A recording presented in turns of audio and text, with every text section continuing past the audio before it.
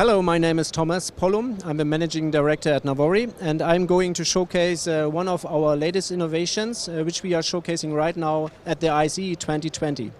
We developed a tool which is called QL Mobile.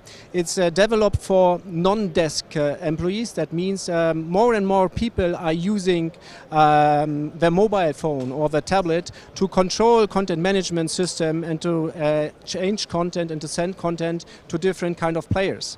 So for that we have developed QL Mobile. QL Mobile allows you to trigger content to have full access to the content management system, and it's not an app which you have to install on your mobile. It's a direct link to a web, and then you can choose the Navori interface for the mobile part. You can click on content, then you showed up all the players which has been installed so far.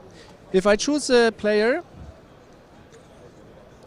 I get to the library of content, and then, for example, I can choose a content which I want to play now and to trigger on these specific 3 screens.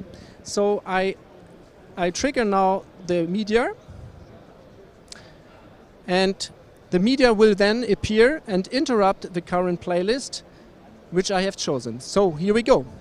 So it's really real time, and you saw how seamless it was in all 3 displays.